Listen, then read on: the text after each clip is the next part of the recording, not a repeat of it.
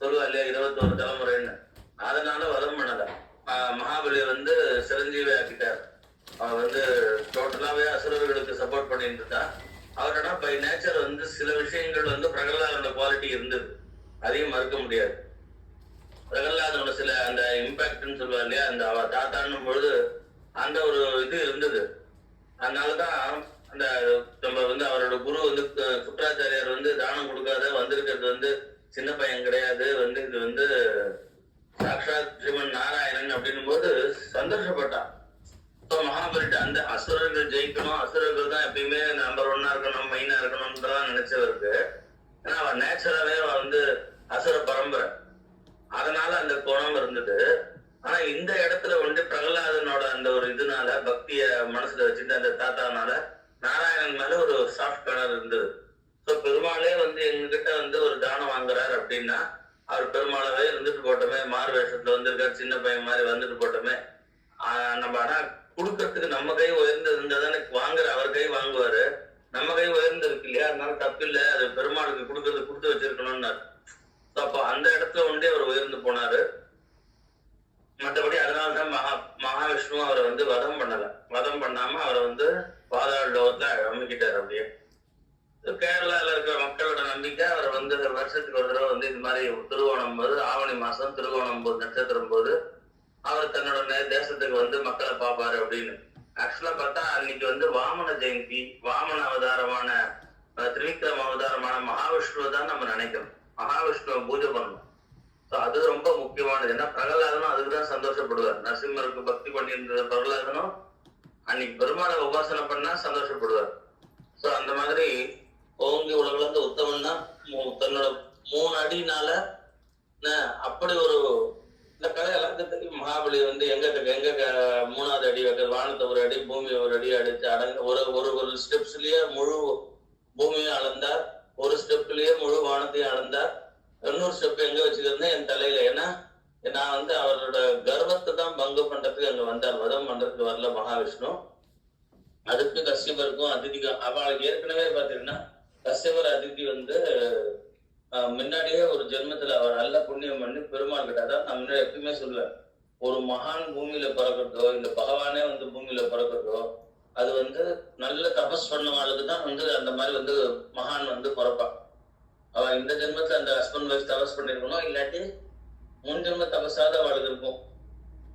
அதை வச்சுதான் வந்து தெய்வம் வந்து பிறக்கும். தெய்வம் வந்து பிறக்கிறதுன்னா வீட்டுல நம்ம குடும்பத்தை வந்து பிறக்கிறதுனா அது ஈஸி இல்லை. ஒரு அவதார புருஷா வந்து பெரிய மகான் வந்து பிறக்கிறதும் ஈஸி இல்லை, அவ்வளவு தபஸ் இருக்கணும் அவங்க. சோ அந்த மாதிரிதான் தபஸ் இருந்தது. அப்போ கிருஷ்ணாவதாரத்திலே பகவான் எக்ஸ்பிளைன் பண்றாரு, இவாளோட 3 ஜென்மா இவாளுக்கு மறந்து போறது, இது 3வது ஜென்மா அப்படின்னு சொல்லி. நீங்க வந்து வசுதேவருக்கு தேவைக்கும் குழந்தை கிருஷ்ணர் வந்து மகாவிஷ்ணு, சாட்சாத் மகாவிஷ்ணு வந்து அவளுக்கு எக்ஸ்பிளைன் பண்ணிட்டு அப்புறம் தான் உங்களோட இந்த கை 4 கையா இருக்கே அதை மறைச்சிருக்கோம், கம்சன் கண்டுபிடிச்சிருவான் அப்படின்னு சொல்லி அவ அம்மா பயப்படுறான். மகாவிஷ்ணுக்கே வந்து அவ அம்மா பயப்படுறான். சரிம்மா அப்படின்னு சொல்லி அந்த கையை மறைச்சிட்டு அப்புறம் என்னை கொண்டு போய் வந்து இவரோட வசுதேவரோட இல்லத்துல கொண்டு போய் விடுங்க அப்படின்னு சொல்லி சொல்றேன். அப்போ அந்த கையை வந்து மறைச்சிக்க சொல்லி அவ பிரார்த்தனை பண்றா, 4 கை இருக்க வேண்டாம் அப்படின்னு.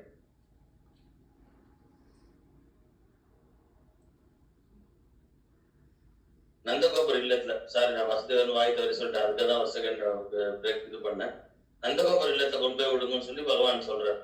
சோ இவரோட ஃப்ரெண்டு தான் வசுதேவரோட ஃப்ரெண்டு தான் நந்தகோபர். அவரோட இல்லத்துல கோகுலத்தை கொண்டு போய் அவர்கிட்ட குழந்தைய வச்சு அங்கேருந்து காளி எடுத்து வந்தாலும் தெரியும். அப்ப சுவாமி அந்த 3 ஜென்மத்தை பத்தி எக்ஸ்பிளைன் பண்றார். இவ தபஸ் பண்ணி ஹிருதயத்துல அவ்வளவு தபஸ் பண்ணி சுவாமி பிரத்யக்ஷமாறார் அப்படின்ற அளவுக்கு தம்பதிகள் ஹஸ்பண்ட் ஒய்ஃப் வந்து அவ்வளவு நல்ல தபஸ் பண்றா. அப்ப வந்து சுதபா பிரஸ்னி அப்படின்னு பகவான் வந்து இவாளோட நேம் சுதபா பிரஸ்னி. பகவான் பிரஸ்னி கர்ப்பர் அப்படின்ற ஒரு ரூபத்துல வர இவாளுக்கு குழந்தையா பிறகுற பிரஸ்னி கர்ப்பர்னு பேரு. அது இந்த கிருஷ்ணாவதாரத்துல அவர் ஞாபகப்படுத்துறாரு, நீங்க இது 3வது ஜென்மா, நீங்க தபஸ் பண்ணீங்க, நான் வந்து அதனாலதான் உங்களுக்கு குழந்தைய வந்து 3வது ஜென்மா. முதல்ல சுதபா பிரஸ்னி, 2வது ஜென்மா வந்து கஷ்யபர் அதிதி. கஷ்யபர் அதிதியா இவ இருக்கும் பொழுது அப்போ வந்து உபேந்திரன் பேரு. யார் வாமனாவதாரம் திரிவிக்ரம அவதாரம் வந்து உபேந்திரன் பேரு. இந்திரனோட பிரதர் அப்படின்ற மாதிரி, இந்திரனுக்கு அப்புறம் பிறந்தவரா பிறக்கிறார். அப்ப இந்திரனோட பிரதர் அப்படின்னு பேரு அவருக்கு.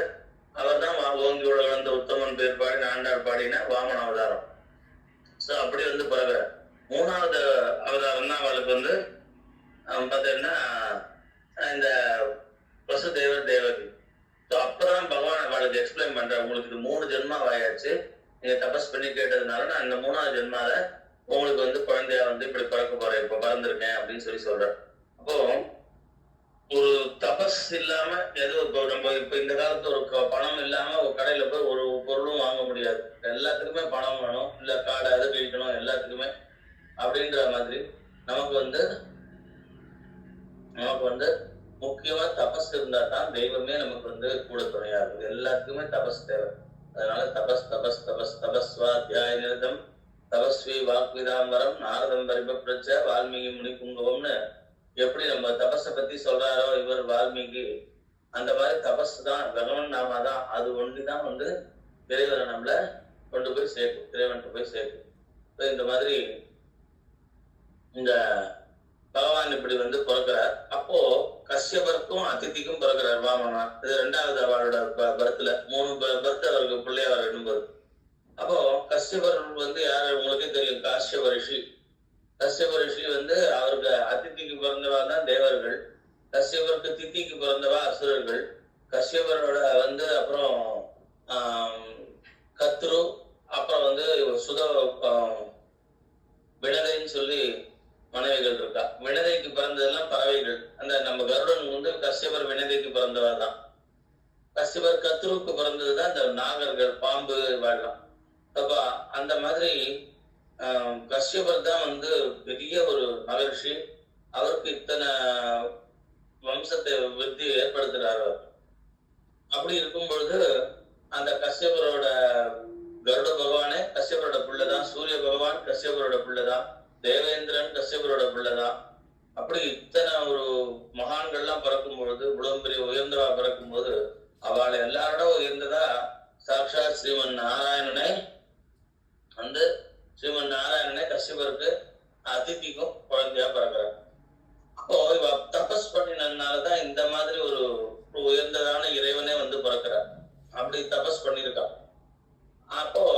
அப்போ பார்க்கும்போது எப்படின்னா அந்த குழந்தை, சின்ன குழந்தை அப்படியே ஒரு தேஜஸ்ன்னா அவ்வளவு தேஜஸ், சூரியனே தோத்து போற அளவுக்கு தேஜஸ், அவ்வளவு தேஜஸ். அந்த குழந்தைக்கு அப்புறம் கொஞ்சம் வளர்ந்து வந்தது, அதுக்கு பூணல் போடணும் அப்படின்னு பாக்குறா. காயத்ரி தேவியா அவளுக்கு பிரத்யட்சமாறா, ஏன்னா பூணல் போடுற இதுக்கு. அப்படி குழந்தைக்கு எல்லாமே வந்து ஒவ்வொரு தேவதைகளுமே அங்க வந்து இந்த குழந்தைக்கு பூணல் மந்திரம் சொல்லும் போது தேவதைகளும் அந்த இடத்துல டைரக்டாவே வந்துடுறா. ஏன்னா சாட்சாத் ஸ்ரீமன் நாராயணன் இது அப்படின்னும் பொழுது எல்லா தேவதைகளுமே வரா. அப்படி அந்த குழந்தையோட தேஜஸும் அது அழகா ஒரு கொடையை கையில பிடிச்சுன்னு வரும்போதும் பார்க்கும்போது நம்ம சொல்றோம் இல்லையா, கிருஷ்ணர் அழகு அப்படின்ட்டு. அது கிருஷ்ணர் அவதாரத்துக்கெல்லாம் இது முன்னாடி அவதாரம். அப்போ வாமனர் அவதாரம் குட்டி பிள்ளையா சின்ன பையன், நம்ம பசங்களுக்கு எல்லாமே பூணல் போடும்போது அவ நல்ல ஸ்கூல் பாய்ஸா இருக்கும்போது பாக்கிறதுக்கே அழகா இருக்கும். அவ மாமா கூட தூக்கின்னு வருவா, வாசல்ல இருந்து உள்ள தூக்கின்னு வருவா. அப்படிலாம் என்ன மாதிரி வயசாயிட்ட அப்புறம் பூணல் போடுறான்னு வச்சுக்கோங்க, கல்யாணத்துக்கு முன்னாடி நாள் பூணல் போடுறான்னா அவ மாமா எங்க தூக்குறது, இவரும் மாமாவோட டபுள் மடங்கு வெயிட்டா இருக்கான். அது குட்டி குழந்தையா இருக்குமா, அந்த தூக்கிட்டு வந்தாலே அது ஒரு அழகுதான். அதனால அந்த காலத்துல இதெல்லாம் பண்ணணும், அந்த மாதிரி பண்றதெல்லாம். அப்ப அந்த மாதிரி இவர் வாமன அவதாரம் இவரை பார்க்கும் பொழுதே அவ்வளவு வந்து ரொம்ப ஒரு அருமையா வந்து இருந்தாரு. தெய்வம் தெய்வீக தன்மையோட இருந்தார். என்ன சாட்சாத் ஸ்ரீமன் நாராயணன் இல்லையா. அப்போ எல்லாருக்கும் ஒரு மனசுல சந்தோஷம் ஏற்பட்டது. இவர் அந்த யாகம் பண்ணிட்டு இருக்கா மகாபலி சக்கரவர்த்தி. அப்ப அங்க வர மகாபலி சக்கரவர்த்தி பை நேச்சர் அவர் என்னன்னா அவர் அசுர பரம்பரைன்றதுனால தேவர்கள் எல்லாம் கட்டுக்குள்ள வச்சிருக்கா. அசுரர்கள் கை ஓங்கி இருந்தது. அப்ப இதுக்குதான் மகாவிஷ்ணு போய் பிரார்த்தனை பண்ணி தேவர்கள்லாம் தேவ சகாயன்னு பேர். இப்ப கிறிஸ்டின்ல எல்லாம் தேவ சகாயன்னு பேர் இருக்கிறாள்ல, ஆக்சுவலா பார்த்தா மகாவிஷ்ணுக்கு தான் அந்த தேவ சகாயன்னு பேர். ஏன்னா தேவர்களுக்கு சகாயமா இருப்பார் அப்படின்னா தர்மத்துக்கு பக்கத்துல பக்கபலமா இருப்பார், தர்மத்துக்கு துணையா இருப்பார், நல்லதுக்கு தான் சத்தியத்துக்கு தான் துணையா இருப்பார் பகவான். சோ அந்த மாதிரி இவர் வந்து மகாவிஷ்ணு வந்திருக்கார். அப்படின்னா இந்த மகாபலியை வந்து வதம் பண்ண வரல. ஏன்னா மகாபலி வந்து பிரகல்லாதனோட பேரர் அப்படின்னும் போது பிரகல்லாதன் வந்து அந்த அளவுக்கு வந்து சிறந்த பக்தர்கள்லயே ஒரு உயர்ந்த லட்சணம் பொருந்தியவன் பிரகல்லாதன். அப்படி நாரதரோட சிஷ்யன். அப்படிப்பட்ட பிரகல்லாதனோட ஒரு பேரன்னா 21 தலைமுறை நான் அவளை வந்து அவளுக்கு நான் அனுகிரகம் பண்றேன்னு சொல்லிட்டு இவர் போட்டுக்கு மகாபலி வதம் பண்ணிட்டாருன்னா என்ன ஆகும்? வாக்கு தவறுன மாதிரி ஆயிடும். பகவான் அதை செய்ய மாட்டார். சோ அப்போ பகவான் வந்து அந்த 21 தலைமுறை காப்பாத்துவேன்னு சொன்ன மாதிரி அந்த மாதிரி இந்த பிரகலாதனுக்கு அனுகிரகம் பண்றதுக்காக அவ பேரனையும் வதம் பண்ணாம அவளோட கர்வ பங்கத்தை தான் பண்றாரு. அதுதான் இந்த வாமன அவதாரம் மகாபலி சக்கரவர்த்தியா பாதாள லோகத்துக்கு அனுப்புறது. கர்வத்தை தான் அடக்கிறாரே தவிர அவர் வந்து வதம் பண்ணல. சோ அதனாலதான் சிரஞ்சீவிகள் 7 பேர் நம்ம சொல்லும்போது அஸ்வத்தாமா பலிர் வியாசம் அனுமான் விபீஷணஹ கிருபஹா பரசுராமஸ்ச சப்தைதே சிரஞ்சீவினஹ அப்படின்னும். சப்த சிரஞ்சீவிகள் சொல்லும்போது அது மகாபலியும் வராரு. சோ மகாபலி இன்னும் உயிரோட தான் இருக்கார் அப்படின்னு சொல்லுவா. சிரஞ்சீவியில வருவார். எப்படி அனுமார் இருக்காரோ அது மாதிரி மகாபலியும் இருக்கார் அப்படின்னு தான் பெரியவாள்லாம் சொல்லுவா. சோ மகாபலி வந்து சிரஞ்சீவியா பாதாள லோகத்துக்கு இருக்கார். அவர் கர்ப்பபங்கம் தான் பண்ணியிருக்கார் சுவாமி. அதனால பாதாள லோகத்துக்கு இருக்கார். அப்படிப்பா அந்த மகாபலியோட அந்த யாகத்துக்கு மகாவிஷ்ணு வாமன அவதாரம் வரும்போது அத பெரிய பெரிய கவிகள்லாம் நல்ல புலமை இருக்கிறவெல்லாம் அவ்வளவு அழகா வர்ணிச்சிருக்கா. அந்த சூரியனுக்கு ஒப்பானதுன்னு சொல்லவே முடியாது. சூரிய தேஜஸ்ன்றாலே விசேஷம். சூரியன் பிரகாசமானவர், தேஜஸ் உடையவர்.